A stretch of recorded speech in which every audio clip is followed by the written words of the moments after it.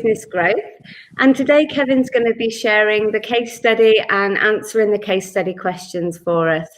Thanks for joining us today, Kevin. Can you please tell us a little bit about yourself and about your role and the work that you do? Yeah, no trouble. Thanks, Karen. Thanks for having me. So as Karen mentioned, I'm Kevin Miller. I had a timber flooring business for over 15 years, a business that I grew.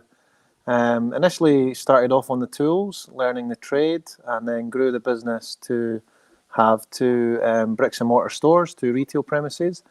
And we also had a staff at one point of about 30 contractors and employees working for us, installing the floors.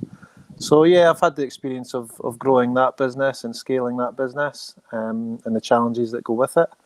And I've moved now into small business consultancy and small business coaching. Excellent. And our case study is actually very much based on your experience. And Steve is the owner of a flooring company. And Steve's situation is just where he's about to grow and expand. So he's seen a steady increase of customers, continuing to grow. But Steve's experiencing quite a little bit of, he's got a lack of confidence due to a lack of knowledge and understanding about how to grow the team. And in terms of this, is this a situation that many business owners face? Oh, certainly in the trades environment. You know, most of these people start their businesses on the tools, so to speak. So they know the job itself. And they generally start off as a sole trader as well, just themselves, and then they'll maybe have an apprentice or, you know, an offsider to start with. But certainly as their business grows, they've got to try and find the capacity to bring people in to cater for that work, and it's something that a lot of trades owners in particular struggle with, because they've never actually been shown or mentored or told how to do that, or how to actually find people in the first place as well. Yeah, and another situation that Steve is facing is that he's, as well as expanding his team of installers, he's also being asked quite a lot about the retail side of things, and can he provide and supply the flooring as well? Yeah, so definitely. So I mean, that's generally what happens, because when you're a tradesman, you're in someone's home, or you're discussing the actual job itself with someone. There's a trust and there's a familiarity there, as far as, you know, the prospective client. They always, you know, they feel confident that you can do the job well, so they also feel like they'd like to sort of use that trust and, you know, get you to be involved in supplying the materials as well, because they believe that you're going to supply something that's obviously fit for purpose and also of good quality, because you're using the product at the end of the day, and you're warranting the work. So it's definitely something in a trade environment that happens. Even in this instance, obviously timber flooring, but it could be, you know, it could be plumbing, it could be electrical, it could be any of those types of things. And most business owners at that level, when they're first on the tools, they tend to not maybe know where to source the materials from, or if they do know where to get it, how they negotiate payment terms.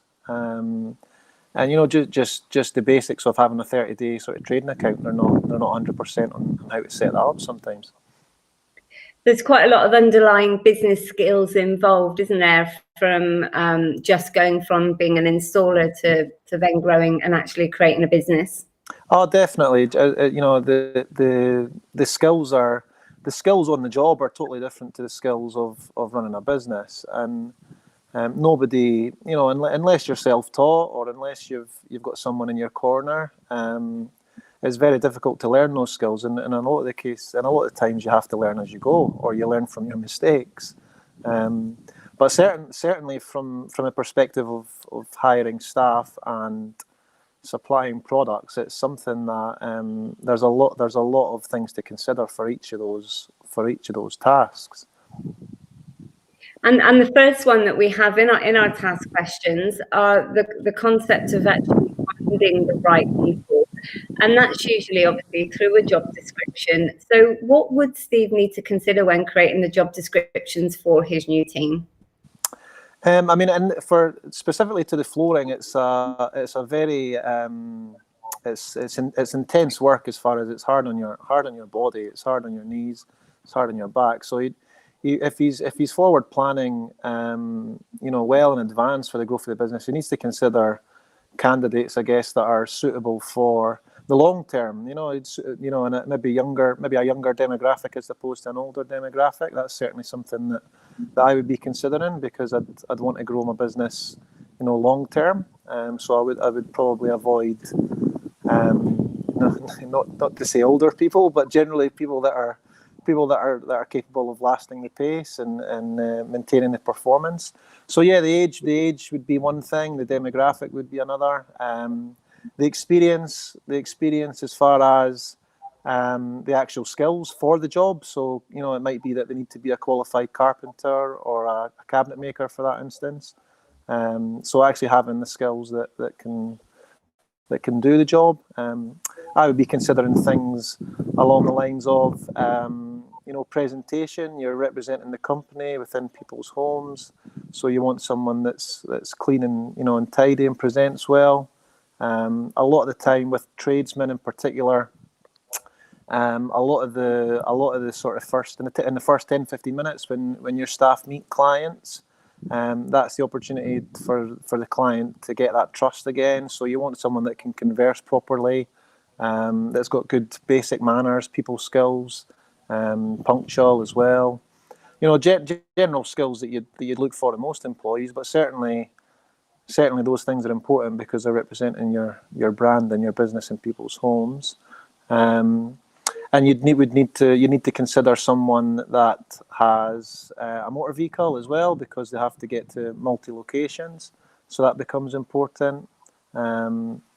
And also the hours, I guess, the hours that person can work, and it would more often than not be a full-time job, 8 hours a day, and the expectations would be generally an early starting in the morning, and sort of 2-3 o'clock finish most days.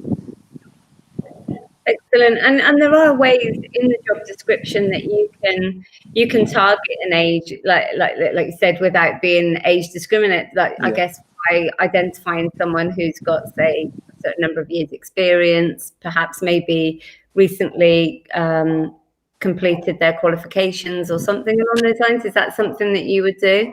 Yeah, definitely. And I would be, in my own experiences, I would be also looking for potentially people that I can train as well, so younger, maybe apprentices or younger school leavers that are looking for a career that's a very rewarding career, and also one that they can grow into themselves. Yeah, but obviously definitely having that right attitude and that right work ethic to, as you said, to be able to build the trust. Yes, I mean, definitely in a trade environment. I mean, skills can be taught as well. So, but having the manners, having the being polite and courteous and punctual, they're the first things that I would look for in someone. And then the other skills can be built. The other, the qualifications and things, they can be built as well. But more importantly, the person. Definitely. Absolutely. And obviously, as Steve starts to build his team, there's going to be some work health and safety obligations, but also some insurance obligations as well. Yeah, so that's something, especially in the timber flooring industry. That's the staff or the personnel are using power tools, nail guns, and in some cases it's unsupervised as well. So as a business owner, you may have 2 or 3 staff. You may have more staff than that. They're working on multiple sites in different locations at different times of the day, using all these tools, and you've got no control or supervision over what they're doing. So certainly you need to consider things like workers' compensation and for injuries or accidents that may happen. Also, public liability insurance if you're working in premises and the actual premises gets damaged, or even product liability as well. If you're looking to supply products, you need to make sure that you can maintain the warranty, and that's something. Those things are they're very important at the initial offset when you have tradesmen working for you, but more so as the overall package increases as far as products that you're supplying, because your risk increases with the more that you do, obviously. Yeah, and I can imagine there would potentially be a debate between the supplier and the fitter with regards to, you know, if it's supplied with damages, how you actually justify that it was damaged. Yeah. And in that industry, it's very much a you know, once you've got the materials, the recourse for you as a business owner is very minimal. So there has to be quality control measures put in place as far as, and just even to the point of initial collection from the courier to delivery to site. So you want to be implementing things like, you know, when the product's delivered to site, that the client inspects the product and signs off on the product, or your installers have a process on site whereby they will meet the client in the morning and inspect the product with them before they start installing the floor. And really, it becomes more a case of once you've got that product and once you're doing the job, it really becomes a case of the business owner's responsibility from that point on. And the last thing you want is, as you said, with the quality assurance, those things going wrong, because that can then start to become incredibly costly for the business owner if materials are being wasted. Oh yeah, definitely, and that's one of the hardest things, is it scales. It's you might have had 5 jobs per week, but then all of a sudden you have 50, and it's managing that risk and managing the expectations as well that the clients have, and that's when you're dealing with that sort of capacity, definitely. And you mentioned as well about having that process and procedure of being able to, say, inspect with the customer. What other systems and processes could Steve implement to make sure that he operates professionally and effectively as he scales? Yeah, I mean, first of all, it comes, if you're looking at it from the supply element. If you look at it from that side of things, I would be making it clear. You know, I would have processes in place where my client that's purchasing the goods has a very detailed description of what they're receiving, in terms of the quantity, in terms of the actual brand, or just a generic description of the actual product itself. You know, dimensions, widths, lengths, and that's something that's at the supply end. It's making everything transparent and clear to the client that we are supplying what they would be receiving. That would be important, and that comes down to having good, I guess, communication, having good documentation as well to ensure that all those things are clear and transparent, and that the clients have got copies of that as well. As far as the actual job itself, very similar. I mean, I would ensure my staff have, you know, a quality assurance checklist for the beginning of the job, that they can run through with the client on site prior to starting, and that includes, you know, inspecting the goods and you know, inspecting the products and the actual site conditions as well, and then the same for the end. So I would be making sure again that at the end of the job, there's another quality assurance, that the client gets the opportunity to walk through the finished product, to inspect the job, and have checks and balances in place whereby they can leave feedback as well and sign off on the finished works. Brilliant. And is there any tech that's or any apps or software that support the systems and processes? Yeah, I mean, I in my own experiences, I created my own one from scratch. So I actually engaged someone I understood the process, you know, from the very basic get-go, as far as installation, through to sales, through to customer service, through to even client feedback and client review, and then referrals and things like that. So I understood that process. And from my own business, I created my own process from scratch. I engaged a software engineer, and they made that for me. But there's definitely apps that are available out there. There's a lot of products now that are actually free, that you can integrate apps together that will allow you to cover all your bases. I mean, just as simple as even the bookkeeping. That was something that we struggled with in the early years, because we didn't have too much knowledge. And back, you know, I'm talking about maybe 15 years ago, whereas where the accounting software wasn't as user friendly. Whereas nowadays you've got Xero, and you can look at the apps on your phone, you can upload receipts, you can take pictures.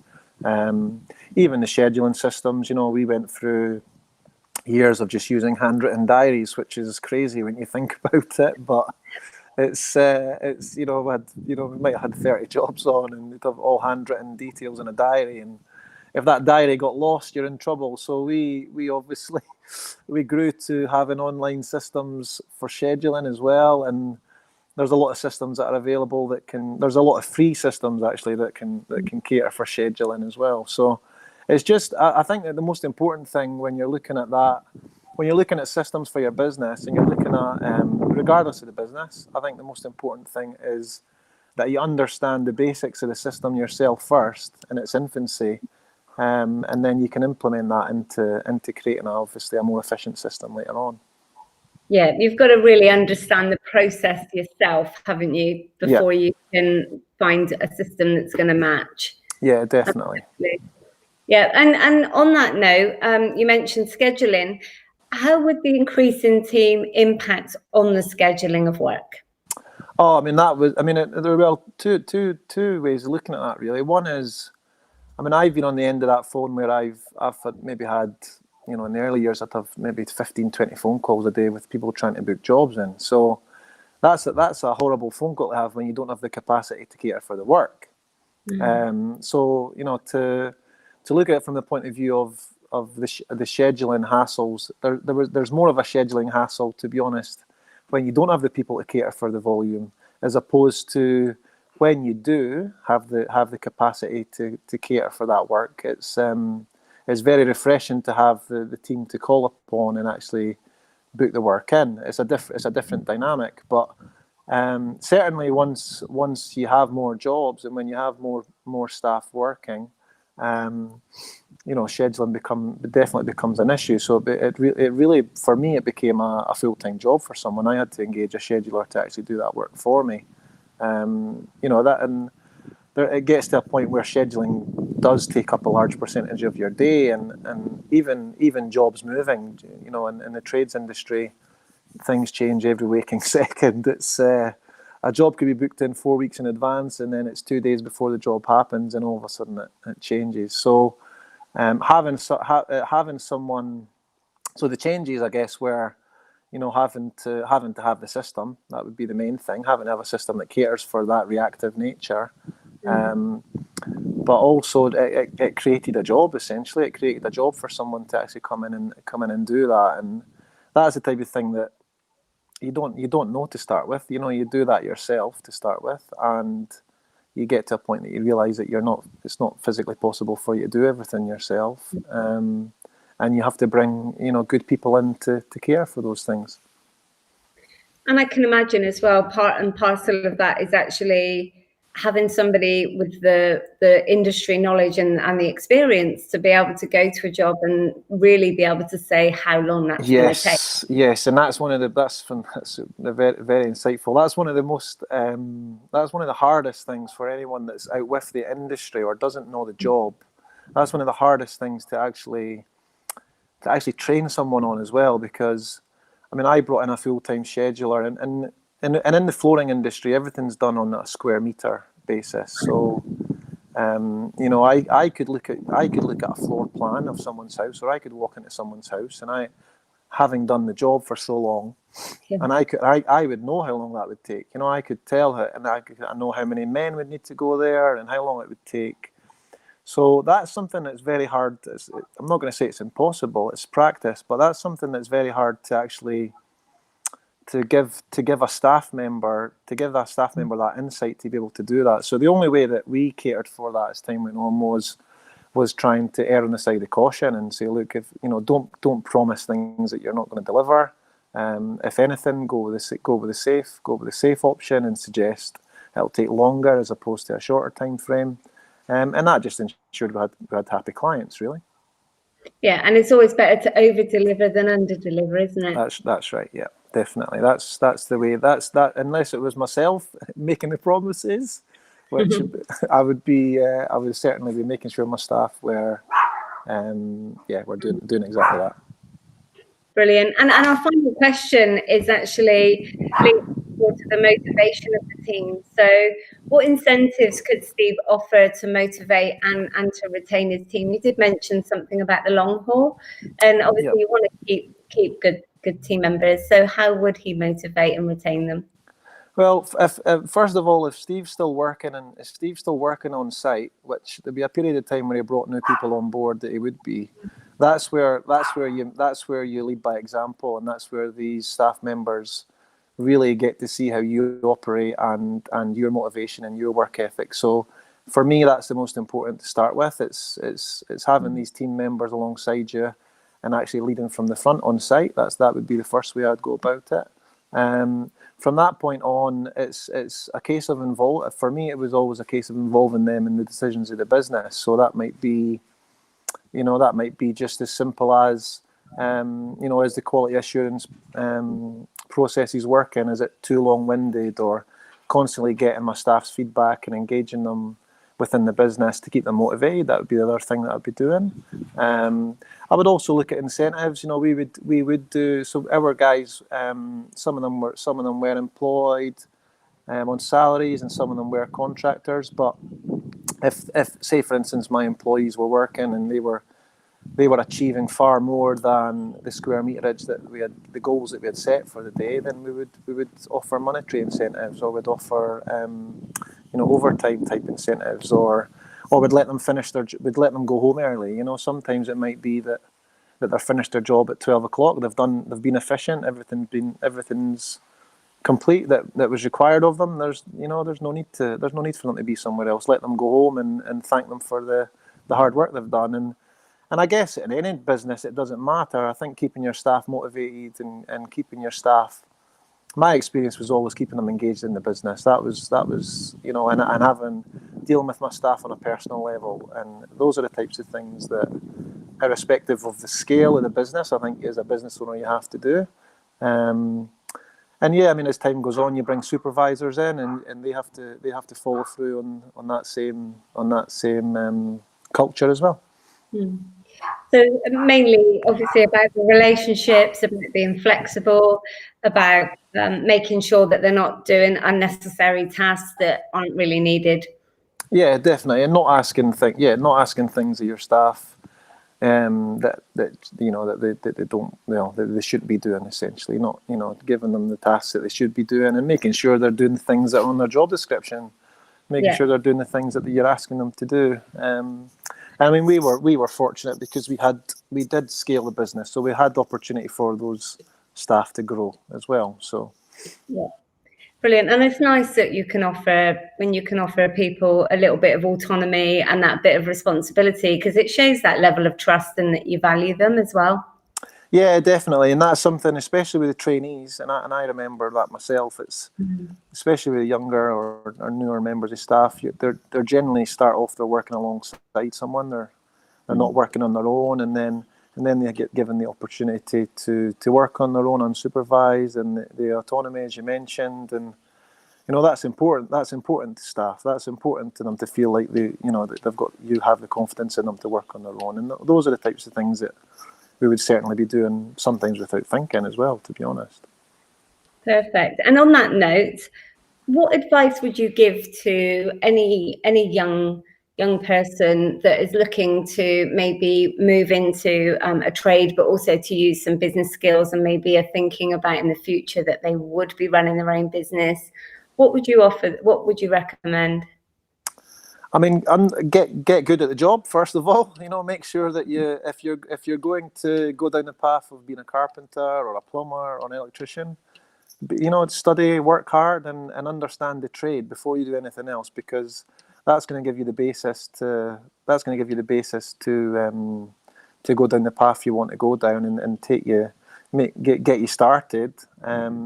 But look, my advice would be, if they're thinking of taking that into business and actually creating a proper business as opposed to a sole trader, doing a trade, I would be looking for an edge. I'd be looking for the types of things that I can do that my competitors aren't. That's exactly what I would do, and that might be as simple as the systems, or it might be as simple as your presentation or your marketing. It's just constantly looking for that defining factor that makes you different to everybody else. Excellent. That's really good advice, and it's something that, as you said earlier on, that a lot of people that enter trades, they don't necessarily have those business skills for when that is needed. So, and it's great, and that's really what I mean, not just the trades, but your next step is all about supporting businesses to grow. Yeah, it's creating it's creating awareness as well, the types of skills that you do require. And I just think it's difficult when you're, and certainly in a trade environment, it's difficult because you're not given, talking about pathways again, but you're not actually given a pathway to learn any of those skills. You're told this is what you need to do, and this is how you chop a piece of wood, or this is where you screw a hole in the wall, but you're not given a guide to say, you know, these are the types of all other things you need to consider. You need to consider finances, sales, and, you know, just skills that have to be taught and that are essential for business. Yeah, absolutely. And we've already provided in our Monday email the details and links to your podcast. Yes. Tell us a little bit about that? Yeah, look, that's a bit of fun for me. That's something that I've started doing. I'm interviewing successful business owners and entrepreneurs. I am the type of person that constantly wants to learn. I love learning. I'm a young person, and I also love to share my learnings and share my experiences. So the podcast for me is a little bit of fun. It's a weekly podcast, and yeah, I'm having fun with it. I've got some good business owners coming on. I've got John Hughes coming on, and I've got Dale Alcock coming on soon. So yeah, I started off small. I was interviewing some people that just to build my confidence up, but I've started to get some good ones on, and yeah, look, it's something I'm having fun with, and I think it's shared learning and shared experiences, collaboration. That's what I'm all about, and I'm fortunate to be in a position where I have the time to do that as well at the moment. So. Brilliant. That's awesome. Well, we'll definitely be following the podcast, and it's a great opportunity for students to find out more about the behind the scenes of the business. So, you know, it's great that you're sharing. So we've actually come to the end of our discussion now. Thank you so much for your time. Thank you for sharing everything that you've shared with us today. The insights have been really invaluable. No problem. Thanks very much for having me. Thank you.